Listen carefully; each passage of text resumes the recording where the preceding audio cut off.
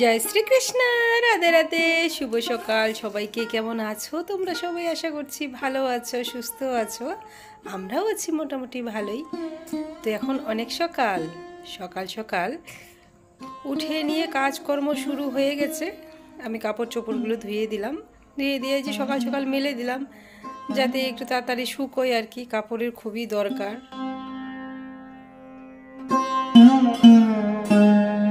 চলে আসলাম ঘরে। ঘরে একটু কাজ আছে, রান্নাঘরে ওদিকে চা বানিয়ে দিয়েছি। সোনামার বাবু খেয়ে দিয়ে গেছে, মারাও খেয়েছে, কিন্তু ভাত এখনো পর্যন্ত রান্না করিনি, করব। আগে একটু ভাবলাম যে ঘরটা বিছনাবাটিটা একটু ঠিক করে নিই। ঘরের চারপাশে একটু একটু মাকড়সার জাল হচ্ছিল, তো তাড়াতাড়ি এগুলো না সরালে, পরিষ্কার না করলে না একদম দিনে দিনে অনেকটা নোংরা হয়ে থাকে। তো আমি তো সবসময় পারি না সব পরিষ্কার করতে, তাই আজকে ভাবলাম যে আজকে সকাল সকাল একটু করে নিই। আর ওইদিকে মা সোনামাকে নিয়ে বসে আছে, খাওয়ানো দাওয়ানো হয়ে গেছে সোনামার সকাল সকাল। তো সোনামাকে তো আবার শোয়াতে হবে, ও ঘুমিয়ে পড়বে। তোমরা তো জানোই সোনামার রাত্রে ঘুম হয় না, তার জন্য এই যে সব কিছু আবার উঠাচ্ছি বিছনার থেকে, যত কিছু আছে। বেড কভারটা একটু ধুয়ে দিতে হবে। তো কয়েকটা দিন থেকে ভাবছিলাম যে বেড কভারটা ধুতে হবে, আর সময় হচ্ছিল না বের করা। তো গদিটা একটু ঝেড়ে ঝুড়ে পরিষ্কার করে নিই, অনেক ধুলোবালি বের হয়।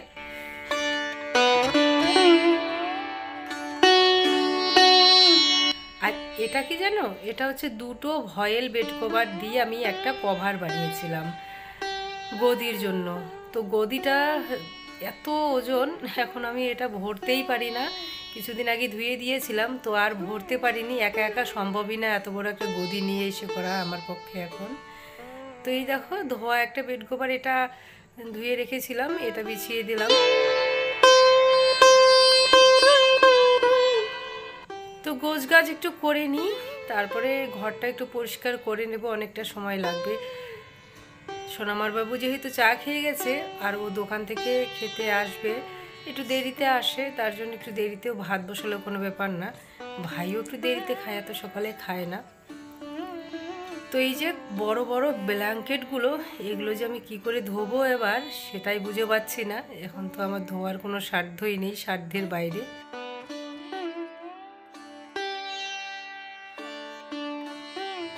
তাই রোদ্রে দিয়ে ঢুকিয়ে রাখতে হবে। আর এদিকে সোনামার জন্য বিছানাটাও করে নিচ্ছি। সোনামা ওদিকে মার কোলে ঘুমিয়ে পড়েছে। আর সোনামা যেহেতু এখনো পর্যন্ত হিসু করে, তার জন্য ওই যে সোনামার বিছানার নিচে একটা প্লাস্টিক পেতে দিয়ে দিলাম, আর একটা কম্বল ভাঁজ করে দিয়ে দিলাম। আর গদির উপরে শুধু না, আমার মনে হয় যে একটু মেয়েটার কটকটে লাগতে পারে, তার জন্য একটা পাতলা কম্বলকে ভাঁজ করে দিয়ে আরও একটু ডাবল করে দিয়েছি। তার উপরে আমার এই যে সুতি নাইটি একটা বিছিয়ে দিয়েছি, তাহলে সোনামার কোনো অসুবিধা হবে না আর কি। আর দেখতে পাচ্ছ আমার সোনা পাখিও বিছানার মধ্যে চলে এসেছে, শুয়ে দিলাম। এখনও জাগনা আছে, কিছুক্ষণের মধ্যেই ঘুমিয়ে পড়বে। তো দেখো আর কি তোমাদের সাথে শেয়ার করছি, সোনামার ছোট্টবেলাকার জুতো। তো জুতো বলো জামা বলো, তেমন কিন্তু আমরা কিছু কেনাকাটা বেশি করিনি সোনামার জন্য। যেটুকু দরকার সেটুকুই করেছিলাম, বাড়তি কোনো কিছু করিনি। বাড়তি জিনিসটা করার থেকে সোনামার চিকিৎসা, ওষুধ এসবের পিছনেই বেশি আমরা এসে দিয়েছি। তো এই লাল জুতোটা দিয়েছিল সোনামার এক পিসি, আর এই জুতোগুলো দিয়েছিল আমার বৌদি সোনামাকে, যখন সোনামা 2 বছর কি 3 বছর বয়স ছিল। তো তখন হতো না, সোনামার পাগুলো সরু ছিল, জুতো পরালে বের হয়ে আসতো। তো সেই 2-3 বছর পর আজকে সোনামার জুতো একদম ফিটিং হয়েছে, তো তাই একটু পরিয়ে তোমাদেরকে দেখালাম। তো ওদিকে দেখতে পাচ্ছ আমার শাশুড়ি মা, মা সবাই টিভি দেখতে খুব মনোযোগ সহকারে ঠাকুরের সিরিয়াল দেখছে। ওই যে সতী সিরিয়ালটা যে হয় সেটাই দেখছি আর কি। আর এদিকে আমি স্নান করে ঠাকুরের পুজো দিয়ে দিলাম। আমার মেয়েটা ওদিকে মায়ের কোলে আছে, মেয়েটা খুবই চিল্লাচিল্লি করছিল, পরে মা তুলে নিয়ে আবার বসে আছে ওখানে। তো আমার ঠাকুর পূজা হয়ে গেল, আর তোমাদের সাথে আজকে অন্যরকম একটা জিনিস শেয়ার করব। আমি তো এখন বাজারে যেতে পারি না, তার জন্য গোপু সোনার জন্য নতুন কোনো ড্রেস কিনতে পাচ্ছি না। আর আমি এই যে একটা সুতি কাপড় দিয়ে পাশের বাড়ি থেকে একটা জামা বানিয়ে এনেছি। তোমরা অনেকেই জানো আমি সেলাই কাজ করতে পারি, আমার মেশিনটা একটু খারাপ হয়েছে তার জন্য কিন্তু আমি করতে পারছি না। তো পাশের বাড়িতে সেলাই মেশিন আছে, সেলাইয়ের কাজ করে একটা ভাস্তাবু, ওকে বলেছিলাম এইভাবে এইভাবে একটু বানিয়ে দাও, তো আমি দাঁড়িয়ে থেকে এটা বানিয়ে নিয়ে এসেছি ওর কাছে। তো তারপরে দেখো আমি একটু দই চিড়া খেয়ে নিয়েছি, তারপরে পার্সেল চলে এসেছে, এটাও আমার গপু শোনার জন্য। তোমরা হয়তো ভাবছো যে বাহ, মেয়ের জন্য কত কিছু জিনিস কিনলো আর গপু শোনার জন্য কিছু নেই। এটা কি হয় বলো? গপু শোনার জন্য আমি আগেই অর্ডার দিয়েছিলাম। তোমরা জানোই অনলাইনে অত সহজে জিনিস আসে না, 4-5 দিন 1 সপ্তাহ সময় লাগে। তো 1 সপ্তাহ আগে আমি এটা অর্ডার দিয়েছিলাম গপু শোনার জন্য।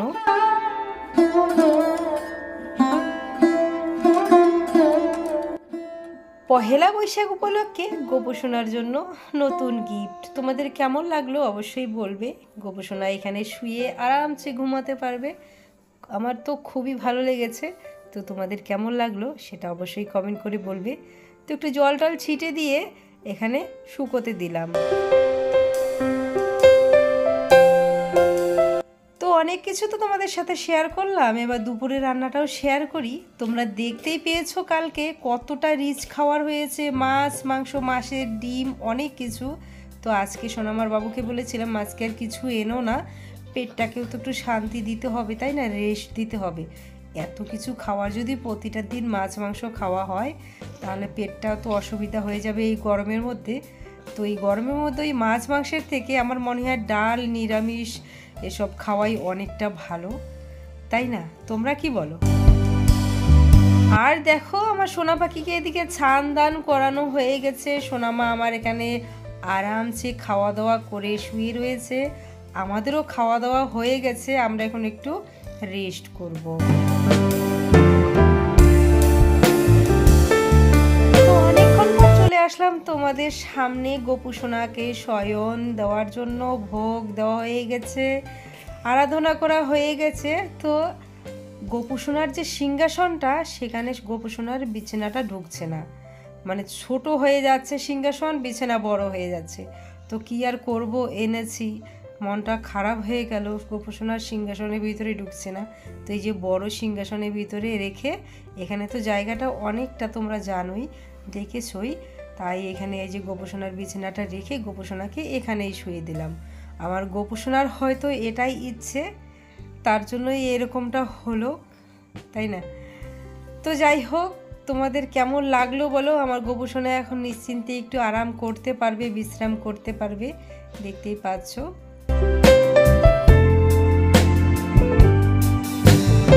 তার সাথে আর একটা কাজ করতে চলে আসলাম। পুজো দেওয়া তো এদিকে কমপ্লিট হয়ে গেছে, গপু সোনাকে শয়ন দিয়ে দিয়েছি। তো এখন ভাবলাম কি যে গপু সোনার যে মানে সবাইকে যে প্রসাদটা দেই, যে পিঁড়িটা, সেটা একটু পেন্ট করে নিলে কীরকম হয়। তো পেন্ট যেহেতু আছেই, কালার যেহেতু আছেই ঘরে, তো একটু করে দেখলাম, তো মন্দ লাগছে না কিন্তু, তাই না? তো অনেক কয়েকদিন থেকে ভাবছিলাম যে এটা করতে হবে, করতে লাগবে, তো সময় আর হচ্ছে না। এখন একটা জেদ নিয়েছি যে না, এটা করেই আজকে আমি ঘরে যাব। তো তোমরা বলো কেমন লাগলো।